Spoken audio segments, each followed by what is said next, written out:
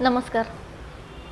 मी advocate Sneha Vilas Khadke, सौ जुनगरे आणि मी वकिली व्यवसाय करते भद्रावती कोर्टामध्ये आणि मी सामाजिक क्षेत्राशी जुळलेली आहे. म्हणजेच कसं की माझ्या जे माहेरी आहे आधीपासून एक राजकीय परिवाराशी मी जुळलेली आहे. त्याच्यामुळे मला सामाजिक कार्याची आवड आहे आणि मी असं छोटं मोठं कुठे काही सामाजिक एक आपण समाजाचं काही ऋण लागतो या उद्देशाने मला जिथं शक्य असेल तिथे मी आपल्या समाजाच्या लहानातल्या लहान घटकापर्यंत पोचून त्यांना मदत कशी करता येईल हे मी नेहमी बघत असते. आज आपल्या चॅनलच्या माध्यमातून मला बोलण्याची संधी मिळाली त्याबाबत मी चॅनलचे आभार मानते.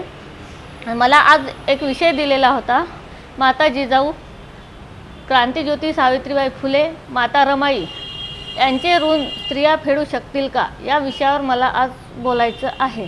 मध्ययुगीन जर काळाचा आपण विचार केला तर स्त्रियांची परिस्थिती ही अत्यंत बिकट होती. स्त्रियांचं एक स्त्री म्हणजे चूल आणि मूल एवढंच तिचं अस्तित्व होतं. स्त्रीला शिक्षणाची मुभा नव्हती. आपण जर बघितलं तर स्त्रियांना घराबाहेर पडायचं म्हणजे कुठेतरी शक्यच नव्हतं. तर त्यामुळे शिक्षण तर तिचं दूरच राहिलं आणि त्याच्यामुळे स्त्रिया आज जशा प्रगती करत होत्या त्या काळात तर त्यांच्यासाठी हे शिक्षण घेणं, नोकरी करणं, व्यवसाय करणं हे सगळं तिच्यासाठी अशक्य होतं.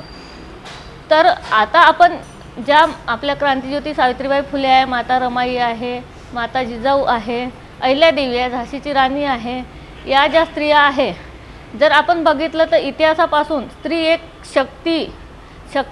शक्तीचं रूप आहे असं म्हटलं तर वावगं ठरणार नाही. कारण जे आता आपल्याला सत्यवानाची सावित्री माहीत आहे, परंतु आपल्याला शिक्षणाची दारं उघडे करून देणारी सावित्री, आपल्यासाठी शेणगोटे झेलणारी सावित्री ही आपल्या आया बहिणींना माहीत नाही. ही आज शोकांतिका आहे. आज जर आपण बघितलं सावित्रीबाई फुले जयंती आपण साजरी करतो, किती महिला पुढाकार घेऊन येतात त्या कार्यक्रमाला. हे जर आपण बघितलं तर स्त्रियांची संख्या ही त्या कार्यक्रमात अतिशय नगण्य प्रमाणात असते. म्हणजे हे शोकांतिकाच आपण म्हणू ते वावगं ठरणार नाही. माता रमाईबद्दल बोलायचे झाल्यास त्या एक त्यागमूर्ती होत्या आणि त्यांनी त्यांच्या संसाराचा गाडा यशस्वीपणे जेव्हा की बाबासाहेब जेव्हा अस्पृश्याचा लढा देत होते त्यावेळेस त्यांनी त्यांच्या संसाराचा गाडा हा यशस्वीपणे हाकला. आणि जसं आपण म्हणतो की एका यशस्वी पुरुषाच्या पाठीमागे एका स्त्रीचा हात असतो, त्याचप्रमाणे आपल्या माता रमाईचा हात बाबासाहेबांच्या मागे होता आणि त्यामुळेच बाबासाहेब जे अस्पृश्याच्या न्यायासाठी झटले तर त्याला कुठेतरी रमाबाईंनी साथ दिली, त्यांचा संसाराचा गाडा हाकला. जे कष्टाने संसाराचा गाडा हाकून जे त्यांना संकटे झेलावी लागली आणि त्यांनी ते समर्थपणे पेललं, त्यामुळेच आज बाबासाहेब झटू शकले. आता आपण जिजाबाईचं बद्दल बोललं तर जे स्त्रियांना मान सन्मान जो मिळाला ते जिजाऊमुळेच.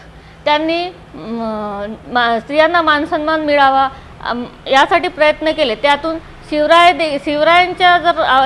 शिवरायांचा विचार केला, त्यांनी देखील स्त्रियांना मान सन्मान मिळावा म्हणून प्रयत्न केले. त्यांच्या राज्यात स्त्रियांना मान सन्मान मिळायचा.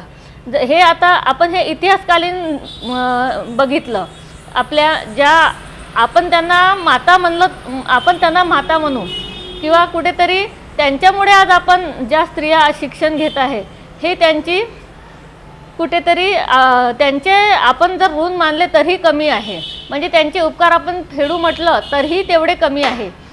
कारण आज जर सावित्रीबाई नसत्या तर आज आपण शिक्षण घेऊ शकलो नसतो. आज आपण ज्या प्रत्येक क्षेत्रात प्रत्येक स्त्री प्रगती करत आहे, प्रत्येकाला शिक्षण घेण्याची जे मुभा आहे ती मिळत आहे, तर ते कोणामुळे आहे तर फक्त सावित्रीबाई फुले यांच्यामुळे आहे. जर त्यांनी विचार केला असता का मला काही करायचं नाही, मला समाजाशी काही देणं घेणं नाही, तर आज स्त्री शिक्षण घेऊ शकली नसती आणि आजही ती स्त्री चूल आणि मूल या जे जोखंडातून साखरदंडातून ती बाहेर आलेली नसती. आणि त्यामुळे कुठेतरी आपण माता सावित्रीबाई फुले, माता रमाई, माता जिजाऊ यांचे जेवढे आपण स्त्रिया ऋण फेडू तेवढे कमीच आहे. जर आज वास्तविक स्थिती बघितली, आज आपण महिला सक्षमीकरणाच्या ज्या बाता मारतो, तर खरंच महिला सक्षमीकरण झाले आहे का? एकीकडे दोन नाण्याच्या बाजू बघितल्या तर एकीकडे स्त्रिया शिकत आहे, प्रत्येक क्षेत्रात प्रगती करत आहे. जर दुसरी बाजू बघितली तर स्त्रियांवरील अत्याचार देखील वाढत आहे. कुठेतरी आज आपल्या समाजात कायदे का बरं आले? म्हणजे मी आता कुठेतरी एक वकील या नात्याने हा देखील विषय मांडणे मला थोडे गरजेचे वाटले. तर स्त्रियांच्या अत्याचाराचे प्रमाण वाढले म्हणून कुठेतरी मग वेगवेगळे कायदे करायची गरज भासली. म्हणजे कुठेतरी आपल्या समाजाची मानसिकता बघितली तर समाजाच्या मानसिकतेमुळे जे स्त्रियांच्या अत्याचार, जसं हुंडाबळी प्रथा, बालविवाह तर आधीपासूनच होती. कुठेतरी कौटुंबिक हिंसाचारात वाढ झाल्यामुळे कौटुंबिक हिंसाचाराबद्दलचा कायदा आलेला आहे, किंवा जसं पॉस्कोचा कायदा आले, याचे वेगवेगळे कायदे जे आलेले आहे. तर ते का बरं आले आहे? तर ते आपल्या समाजात कुठेतरी मानसिक विकृतता निर्माण झालेली आहे आणि त्यातून स्त्रियांचे अत्याचाराचं प्रमाण देखील हळूहळू वाढत आहे. आणि कुठेतरी आपण जर विचार केला तर वास्तविकता अशी की स्त्री ही स्त्रीची शत्रू असते असं म्हटलं तरी वावगं ठरणार नाही. कुठेतरी एक स्त्री दुसऱ्या स्त्रीची शत्रू असते. म्हणजे याच्यातून काय हे सांगण्याचा उद्देश असा की एक स्त्री जर समोर जात असेल तर दुसरी स्त्री ही खाली कशी पडणार हा. तर मग याच्यासाठी आपण आपल्या सावित्रीबाईंनी किंवा जिजाऊंनी याच्यासाठी प्रयत्न केले होते का? तर नाही. म्हणजे कुठेतरी एक स्त्री समोर चालली तर दुसरीने तिला प्रोत्साहन द्यायचं सोडून कुठेतरी ती मागे कशी येईल असे कुठेतरी प्रयत्न होत असतात. पण हे कुठेतरी चुकीचं आहे. आणि याला जबाबदार काय आहे? तर आपल्या समाजातील विकृत मानसिकता. जोपर्यंत विकृत मानसिकता जे आहे जे प्रत्येक समाजातील दूर होणार नाही तोपर्यंत कुठेतरी समाज प्रगती, आताही समाज प्रगत आहे नाही असं नाही, पण कुठेतरी जे स्त्रियांवरील अत्याचार आहे किंवा आपण जे म्हणतो की स्त्रिया पुढारलेल्या आहे किंवा प्रगती करत आहे, तर नाण्याच्या दोन जरी बाजू बघितल्या तर एका नाण्याची बाजू कुठेतरी स्त्री प्रगती करीत आहे आणि दुसऱ्या नाण्याची जर बाजू बघितली तर स्त्री कुठेतरी अत्याचाराने ग्रस्त आहे. म्हणजे आपण जर विचार केला, जे मध्ययुगीन काळात स्थिती होती चूल आणि मूलची, तोपर्यंत ठीक होतं की स्त्रियांना चूल आणि मूलच सांभाळावे लागायचे. परंतु सावित्रीबाई फुले यांनी किंवा अहिल्यादेवी, रमाई, राजमाता जिजाऊ आणि बऱ्याच अशा महान समाजसेविका आहे की त्यांच्या प्रयत्नातून कुठेतरी स्त्रीने प्रगत व्हावं, शिकावं, घराबाहेर पडावं असे प्रयत्न झाले. आधी जशा सती प्रथा होत्या किंवा केशवपनची प्रथा होती, हे यांच्या प्रयत्नामुळे, जसं महात्मा ज्योतिबा फुले, सावित्रीबाई फुले यांच्या प्रयत्नातून ह्या प्रथा जरी करता बंद झाल्या, परंतु अजूनही समाजात अशा अनिष्ट प्रथा आहे, जसं हुंडाबळी प्रथा, कौटुंबिक हिंसाचार. म्हणजे कुठेतरी याला जबाबदार कोण आहे? आपला समाज. आणि समाज म्हणजे स्त्री पुरुष त्यात सर्वच आले. आपण म्हणतो स्त्री पुरुष समानता, तर स्त्री पुरुष समानता आहे का? आपण म्हणतो आपली संस्कृती ही पुरुष प्रधान संस्कृती आहे. पुरुष प्रधान संस्कृती म्हणजे स्त्रीने बोलायचं, म्हणजे स्त्रीने समोर करायचं नाही, म्हणजे जो निर्णय घेईल ते पुरुषच घेईल. आणि आज आपण पुढारलेल्या समाजात राहतो तरी ही वस्तुस्थिती आहे. हे माझं वैयक्तिक मत नाही. आपण जर प्रत्येक घरात बघितलं तर निर्णय घेणारा हा पुरुष असतो. आणि काही कुटुंबात तर अशी वास्तविकता आहे की स्त्रियांना कुठेही घरात निर्णय घेतले जातात तर तिला त्याच्यात इन्व्हॉल्व केलं जात नाही किंवा तिला त्यात घेतल्या जात नाही. तुला काय समजते, अशा प्रकारचं कुठेतरी हे वर्तन असते. तर याला कोण जबाबदार आहे? तर याला घरातील स्त्री पुरुष दोघेही जबाबदार आहे. म्हणजे कुठेतरी तुम्ही तुमच्या मुलीला शिक्षण देता तर मग तिच्या पायावर तुम्ही उभे करा, तिला विचाराने सक्षम बनवा. मुलगी शिकली म्हणजे सगळं नाही, कुठेतरी तिला विचाराने सक्षम करा. कुठेतरी जे आपण महिला सक्षमीकरण म्हणतो, तर महिला सक्षमीकरण म्हणजे काय? तर महिलेला राजकीय, आर्थिक, सामाजिक क्षेत्रात कुठेतरी तिला आपण सक्षम करणे म्हणजे महिला सक्षमीकरण. म्हणजे स्त्रीला आर्थिकदृष्ट्या, राजकीयदृष्ट्या, सामाजिकदृष्ट्या तिला बळ देणे, कुठेतरी तिचं साम्राज्य प्रस्थापित करणे, याला आपण सक्षमीकरण म्हणू. परंतु खरंच ह्या गोष्टी आहे का? जर आपण कुठेतरी 50-50% विचार केला तर प्रत्येक ठिकाणी, म्हणजे प्रत्येक घरी महिला सक्षम आहेत का? तर नाही. 50% किंवा 70% घरात जर महिला सक्षमीकरण आले असेल तर 30% घरात सक्षमीकरण आलेले नाही। आणि कुठेतरी आता आपण मगाशी ज्याप्रमाणे मी सांगितलं की महिलांना सत्यवानाची सावित्री माहीत आहे, पण आपल्याला शिक्षण देणारी, आपल्यासाठी मातीगोटे झेलणारी, आपल्यासाठी त्रास सहन करणारी, स्त्रियांना माणसात आणणारी सावित्री अजूनही बऱ्याच स्त्रियांना माहीत नाही। म्हणजे हे कुठेतरी आज शोकांतिका आहे। किंवा 100रातून किती स्त्रियांना आपल्या सावित्रीबाईबद्दल माहीत आहे की त्यांच्यामुळे आज आपण शिक्षण घेत आहोत, त्यांच्यामुळे आज आपण जे आजकाल महिलांचे कार्यक्रम असतात, महिला प्रत्येक ठिकाणी आपलं योगदान देऊ शकतात, तर हे कोणामुळे? तर ज्या थोर समाजसेविकांमुळे, आपल्या समाजात ज्या होत्या, जसं सावित्रीबाईमुळे, राजमाता जिजाऊमुळे, या आणि ज्या समाजसेविका आपल्या इतिहास काळात होऊन गेलेल्या आहे, ते त्यांची पुण्य आहे। आणि कुठेतरी त्यांचा वसा जर आपल्याला समोर न्यायचा असेल तर कुठेतरी आपल्याला त्यांचे विचार आपल्यात रूढ करणं हे आवश्यक आहे। म्हणजे त्यांनी आपल्याला शिक्षणाचे दार उघडे केले आणि आपण कुठेतरी प्रत्येक कार्यात योगदान देता इथपर्यंत नाही, तर आपल्याला त्यांचे विचार रूढ करायचे म्हणजे काय? तर आपली पहिले मानसिकता जी आहे, आपले विचार बदलावे लागतील। अतिदुर्गम भाग बघितला किंवा आपण खेडोपाड्यातली स्थिती, कशाला आपण जर विचार केला तर शहरातही काही प्रमाणात अशी स्थिती आहे की स्त्री ही अजूनही म्हणजे ती स्वतः विचार करू शकत नाही, म्हणजे आपण म्हणू की ती स्वावलंबी नाही।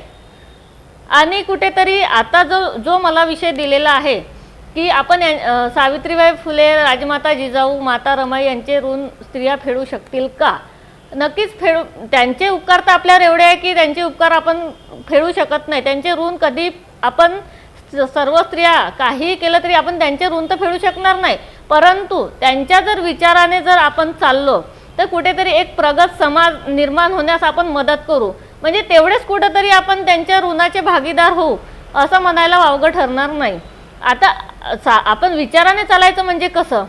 तर आज जर सावित्रीबाईचा जर विचार केला, त्यांनी जर विचार केला असता की मी कशाला शेणगोटे खाऊ, ज्यांना शिकायचं आहे शिकेल, नाही शिकायचं नाही शिकेल, किंवा राजमाता जिजाऊंनी जर विचार केला असता की स्त्रियांच्या सन्मानासाठी काहीतरी आपण झटलं पाहिजे किंवा स्त्रियांना त्यांचा योग्य तो सन्मान मिळाला पाहिजे, त्यांचा योग्य तो आदर राखला गेला पाहिजे, असा त्यांनी विचार केला नसता तर आज आपण असतो का इथे? म्हणजे कुठेतरी त्यांचे विचार जे आहे, त्यांच्या विचाराचा जो वारसा आहे तो आपल्याला समोर नेण्याची ही जबाबदारी ही प्रत्येक स्त्रीची आहे।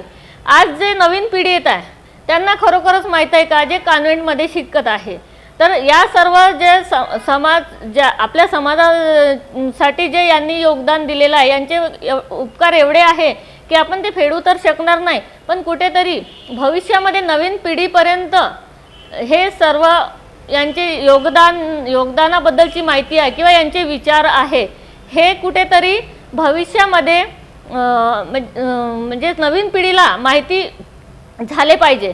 एवढं तरी काम आपण एक समाजाचं देणं लागतो, या उद्देशाने कुठेतरी आपण त्यांचा वारसा हा पुढे नेऊ शकतो। आणि आपल्या समाजामध्ये जर बघितलं तर कुठेतरी आपण